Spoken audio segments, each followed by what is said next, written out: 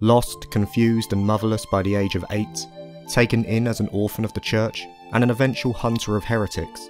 Today we will look at the story of the Schwarzritter's fifth dominion, Kevin Graham.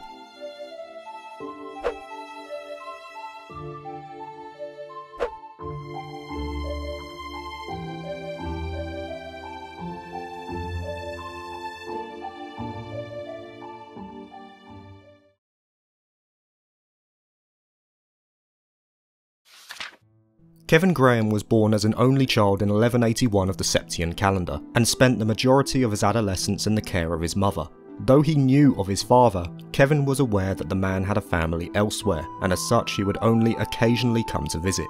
It therefore lied with Kevin's mother to look after him as a single parent, whom Kevin thought the world of.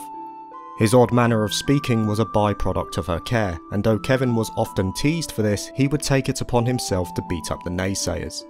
His life with his mother was simple, but happy, as they both cared for each other day after day. However, this peaceful life would soon end. At the age of 7, Kevin's father, who had a large amount of wealth and likely assisted in the raising of the young boy through his monetary contribution, chose to abandon his mother, which left an already frail woman in a dire situation. Though she tried her hardest to look after her son, her health inevitably started to deteriorate until her desperation finally overthrew her sanity. Without warning, one night as Kevin slept, his mother attempted to strangle him to death. Despondent, but also deprived of hope, she felt that the only escape for her suffering was to end the life of Kevin and herself, allowing them both to pass into the arms of Adios, thus ending this nightmare. "I'm so sorry, Kevin. I failed as your mother. But I'm tired. I'm so tired. At least this way, the two of us can." Her son, on the other hand, was not so forthcoming, and with all his might he pushed his mother off him, running away into the winter snow. As he tried to make sense of what had happened, he attempted to convince himself that his mother had finally come to her senses, and eventually made his way back to the house. What he expected was his loving mother back to the way he remembered her. What he found instead was something that would haunt him for much of his adolescent and later life.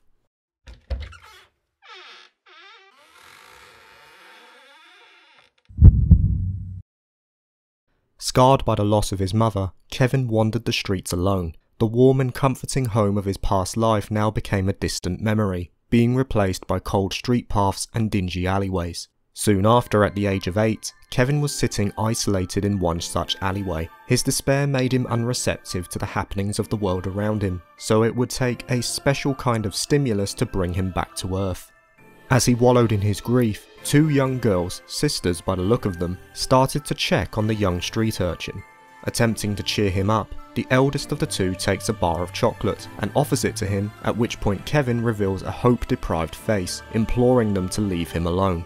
With seemingly no other choice, the eldest sister takes a large piece of the chocolate and utilises a bit of mouth-to-mouth action to force it down. Embarrassed, shocked, and slightly angry to say the least, Kevin had unknowingly just met two of the most precious people in his life, a pair of sisters who would later save him from his never-ending pit of despair. Their names were Ries and Ries Argent. Thanks to them, the next 5 years of Kevin's life were decidedly better than his time on the streets. Taken in at Astor House, an orphanage under the jurisdiction of the church, Kevin would regularly do daily chores around his new home, and would find himself admiring Rufina from afar due to her diligence and grace. A person of Rufina's promise was eventually recommended to the church, where she would make her journey to the holy seat of Arteria to become a squire. Though Kevin feigned disapproval, his true feelings of her position were reflected 3 years later.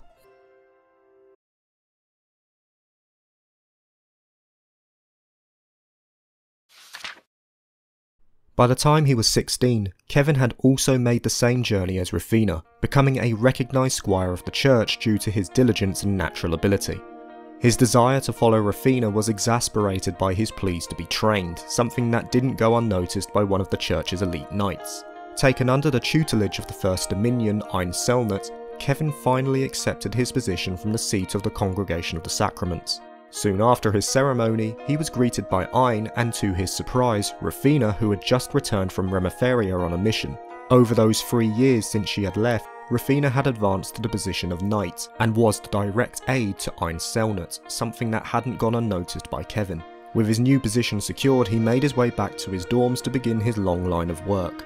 All the while, Rufina, while proud, couldn't help but feel that Kevin's innate kindness would one day become his prison.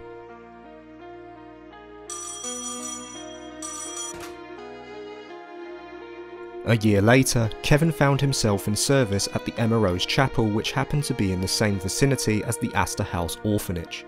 After 2 years of being away, he was finally on the brink of going back home for a time, and memories of his time with Ries and Rufina started to flood back as the latter made a call to the chapel herself, explaining that she would be late due to train delays. Though he was initially intending to wait for her to arrive, the head father of the chapel informed him of some disturbing news. Men clad in black had apparently made their way up the mountain path, and if Kevin's intuition was correct, it's likely they were making their way to Astor House. Imploring the father to explain the situation to Rufina when she arrived, he took possession of his bowgun and made his way to the orphanage. Sure enough, his suspicions are confirmed as he sees a group of Jaegers barricading Astor House, as well as a fair number inside the grounds. Deciding that the situation is too severe to wait for Rufina, he decides to take matters into his own hands. Though he is able to hold his own for a time, things take a more dire turn as Ries is taken hostage by one of the Jaegers. Dragged to a yet unseen part of Astor House, the events that transpired in that room deep below the ground would forever scar and change the life of the young Kevin Graham.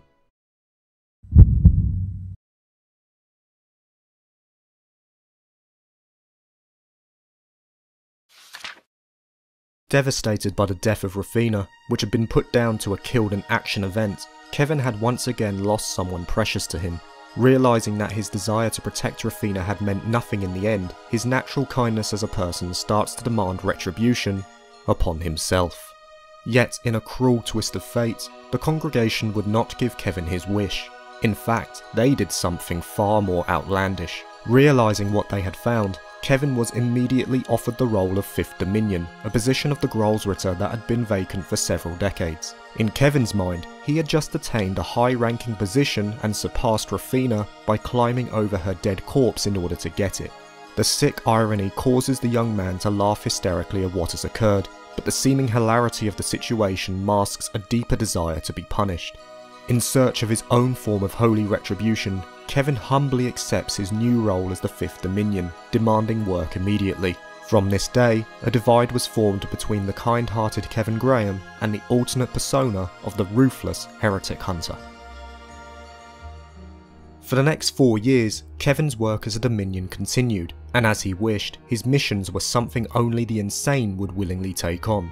Such missions included the killing of the extradited priest who ordered Jaegers to attack Astor House as a show of petty revenge, and some of them even escalated to the killing of mutated children. Twisted missions of the same likeness were regularly taken on by Kevin, continuing until 1202 of the Septium calendar, where he was tasked with the killing of the heretic George Weissman, and was thus dispatched to the kingdom of Lebel to carry out said task. Disguising himself as a wandering priest of the church, and meeting others who were facing their own struggles, Kevin rode the wave of events that transpired in Lebel, culminating in the release of the fabled floating city, the Liberarch. With Weissman's plan eventually foiled, his escape is quickly intercepted by Kevin, who uses darts created from the salt pail of Northumbria to exact a painful and ironic death upon the third Anguis.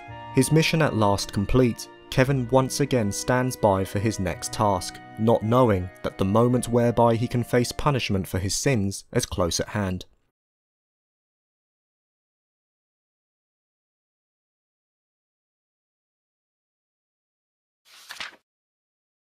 Six months after the events of the Liberarch, a masked man observes the happenings of a party above the land of Erebonia. However, this man was not attending to have fun. He was here to find an artifact yet hidden from the guests aboard the airship.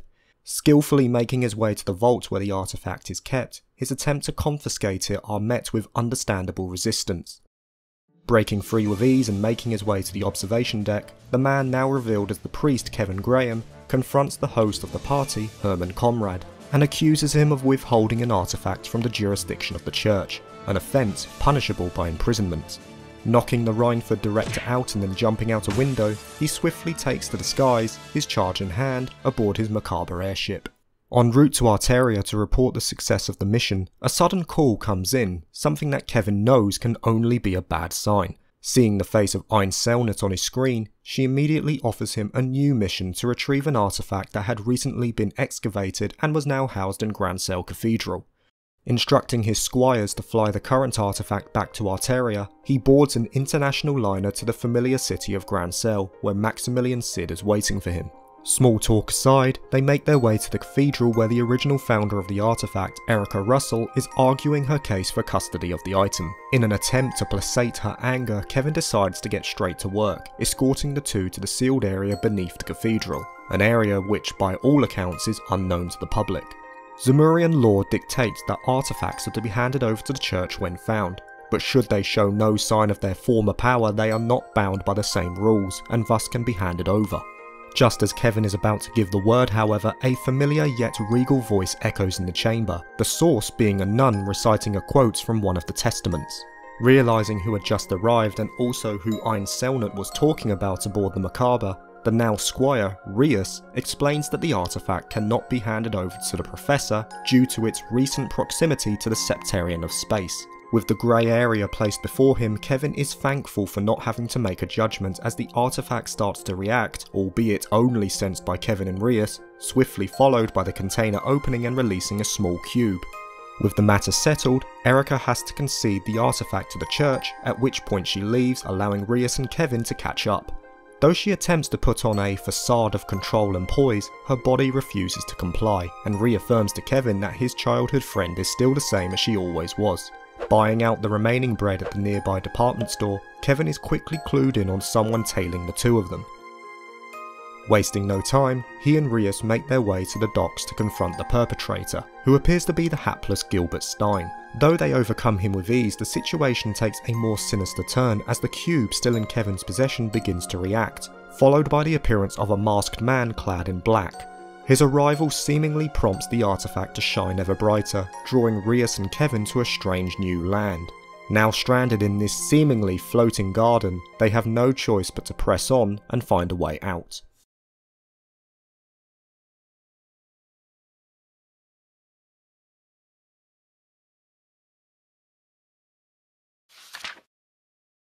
As they make their way through, they find crystals that allow them to draw on individuals who Kevin had met through his time in Liberl.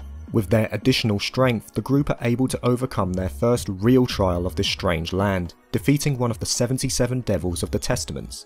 The victory is bittersweet, however, as the masked man known as the Schwarzritter once again makes an appearance, taunting them and also making it clear that he was affiliated in the past with a certain Ries Argent. Bewildered by this revelation, Kevin can only watch on as the man disappears, promising that his lord will soon introduce themselves. Sure enough, as they venture ever deeper into the void, they encounter the supposed real culprit to their plight, the Lord of Phantasma, who seems to relish taunting Kevin in particular. As jovial as Kevin normally is, he finds the words of the Lord to dig deep into old wounds, prompting him to lash out.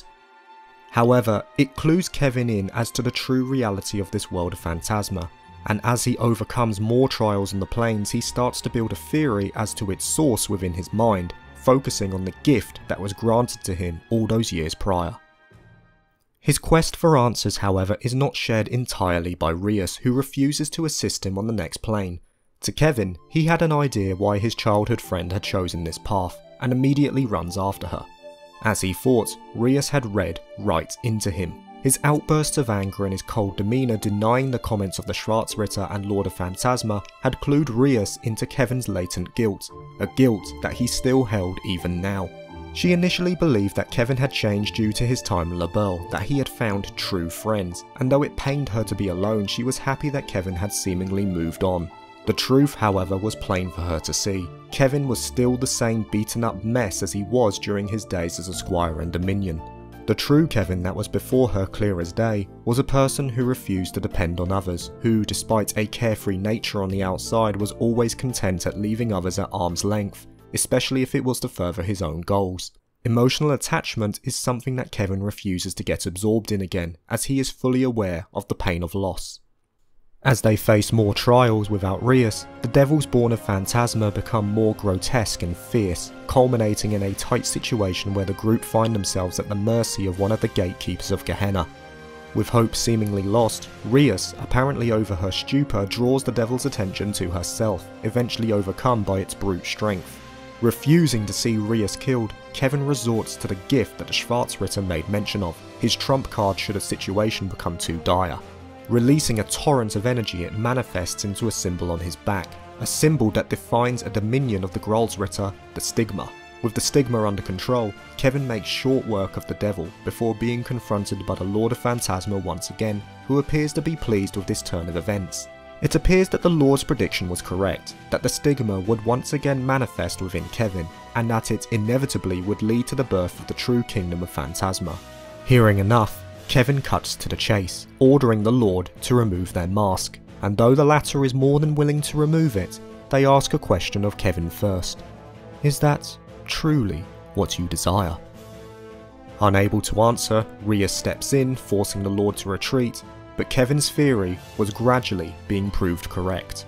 With many familiar individuals now drawn into this world, the following planes become more grueling, and as the group attempt to figure out the true nature of Phantasma, Kevin, now recovered from his stigma exhaustion, explains to the group that he is pretty certain what this world represents, though he still needs a little more in the way of confirmation. Despite this world's nature, however, he is all but assured as to who the perpetrator is.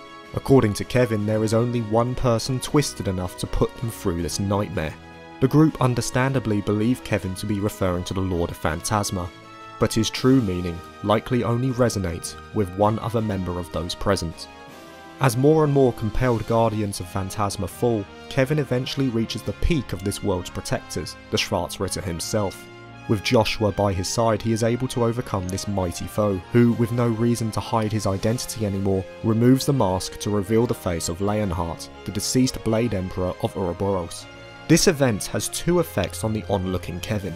Initially, he has all but confirmed what Phantasma is, or rather, what its purpose is. But more importantly, watching Joshua overcome his own hardship gives Kevin the reason and motivation to face what this world of Phantasma has been created for.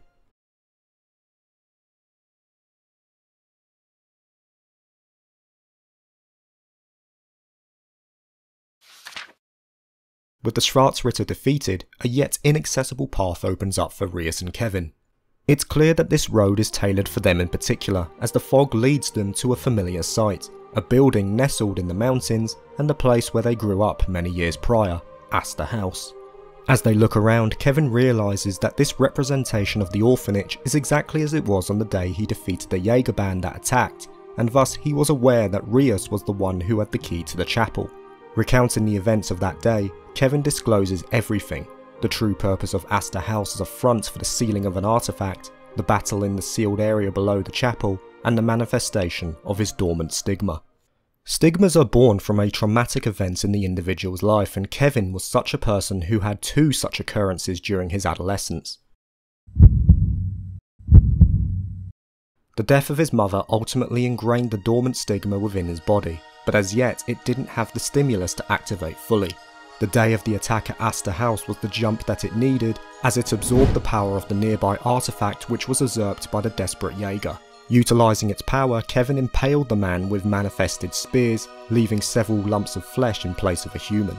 However, great power comes with a price, and Kevin, who had never experienced such an instant, couldn't control his stigma's negative energy. Before he could put Rias's life in danger, however, a familiar yet stern voice called out to him, the voice of Rufina. With Rufina present, the monster before her turned its attention to her, and with a flex of power the stigma finally succumbed to its dormant state. When Kevin came to, he found himself in the embrace of a woman full of holes and impaled by several spears. Rufina had taken the full brunt of Kevin's stigma, protecting him from himself. The image of Rufina's sacrifice haunted Kevin for many years, and ever since then, Kevin had wanted to punish himself for what occurred, hence explaining why he put himself on such dangerous missions. He didn't do it for his own pleasure, he did it because, one day, someone would exact divine retribution upon him for his mother's and Rufina's death. So, it's only fitting that the person who would be most adequate to exact judgment upon Kevin would be none other than Rufina herself, the Lord of Phantasma. Kevin is naturally not surprised by this. The constant taunting of Rufina is why he was clued in even early on in their journey as to the Lord's identity, as he imagined this is what she would most likely want from his part in her death. So naturally she is here to deliver that punishment that he so desires, drawing him to Gehenna to eternally suffer.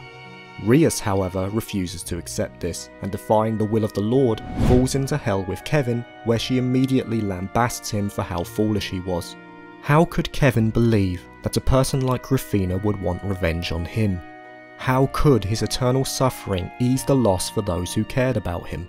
Rufina never died because she was happy to sacrifice herself. She did so because there was no other option. Kevin, along with the friends he had drawn to Phantasma, had no such predicament. They would find a way out of this mess together, and with that strengthened resolve, Kevin and Ries start venturing the vast abyss of Gehenna. As they make their way through the inferno, grotesque grimoires block their way, representing the lives that Kevin had took as the heretic hunter, eventually ending with a final confrontation with his deceased mother, allowing him to finally accept her death. Their road soon ends at a large gate where one of Kevin's most threatening victims blocked their way. The third Anguish, George Weissman, appears before them, and in his tainted wisdom is able to explain why Phantasma manifested based on Kevin's thoughts. As the Oriole was released from the Liber-Ark, the space where wishes were granted, known as Phantasma, the subsystem of the Oriole, lost its guiding rudder. As a result, the space went into a state of confusion, and in its desperation, looked for a new master powerful enough to control it. Finding the individual with the deepest trauma, and the power to match, Phantasma made a copy of Kevin's stigma within itself, thus creating this world that they found themselves in. As Weissman would often do, he then draws on the weakness and desperation of his target to get what he desires. He believes that the Dominion is capable of becoming an emotionless superhuman, a being that could become the new Lord of Phantasma. Thrusting his own dream onto Kevin, the man appears to contemplate the offer, reminiscing on these same emotions that led to his mother's and Rufina's death. Not to mention, it had now drawn Ries and his other friends into this mess. So, wouldn't it be more logical to abandon these weaknesses for the better of all? Maybe in the past Kevin would have done so, but now, his resolve strengthened, he realises that such a fate is not becoming of the new man he wants to become, the man who would follow Rufina's true ideal. Embracing the positive energy of his stigma, he releases it in opposition to the Faceless and the two devils. With the Holy Spirit his beck and call, the battle is won, and before more devils can descend upon them, Kevin's friends, who he now knows he can rely on, come to his and Rias's rescue, opening the gate and allowing them to escape. Apologising for his part in bringing everyone into Phantasma, Kevin pleads for the assistance of his friends to end this charade, who are more than willing to help.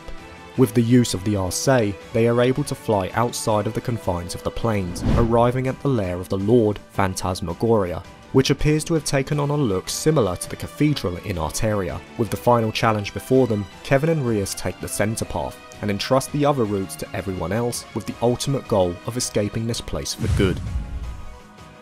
Breaking through their trials, they finally arrive in the grand chamber where Rufina awaits them. It's here that Kevin once again reaffirms his changed mentality, the folly of his previous self, and the irrationality of his desire to be punished without thinking about what Rufina or his mother desired.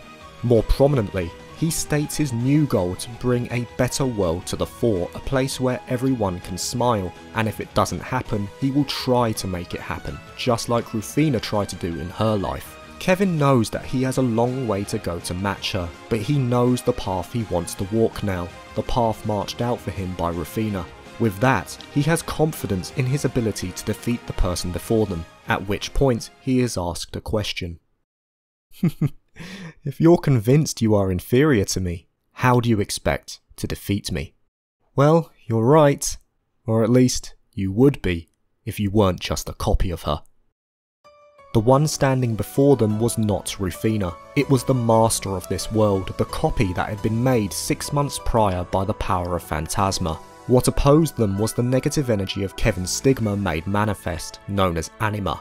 With Ries by his side, Kevin draws his bowgun and prepares to overthrow the darkness in front of him. I'm not gonna lose to my own stigma, and I'm gonna set her free from you.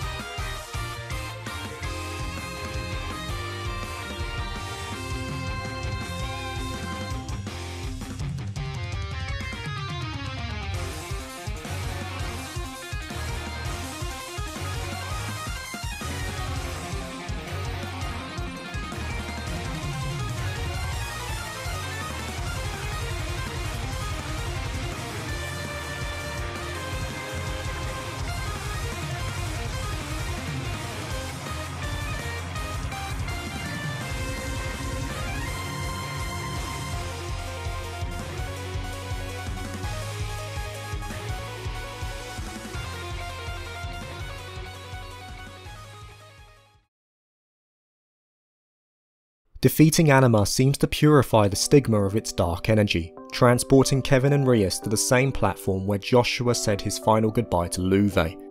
It would now act as the stage where the two could say farewell to the real Rufina. Free of the stigma's influence, Rufina assumes her familiar knight attire, expressing her gratitude and pride in the two of them. But the threat is not completely gone, as the stigma copy still remains within Rufina, and would inevitably exert its influence once again in due course.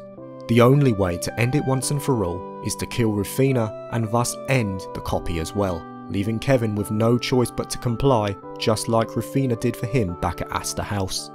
However, this time he would not have to shoulder the burden alone, as Ries pleads him to share the guilt, something which Kevin can now accept. He realises now that he is not alone. He doesn't have to keep people at arm's length in order to be kind to them, as real kindness is letting them support him through his hardships.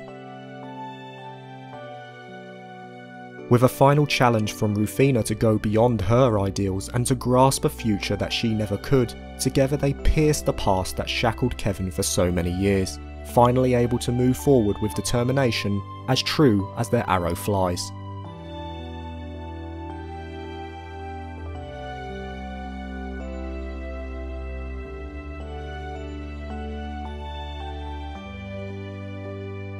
With their hardships over, they find themselves back in the chamber where Anima was defeated, and a door opens back to the waking world. As they say goodbye to their friends who are setting out to forge their own paths, Kevin and Ries remain behind till the last. Expressing their trust in each other, they set out to forge Zemuria into the impossible paradise that they all dream of. In light of his new resolve and his growth as a person, Kevin now no longer feels he has a need for his original Heretic Hunter title. Instead, he asks Ein to bestow a new title upon him, the Thousand Hands, in tribute to Rufina.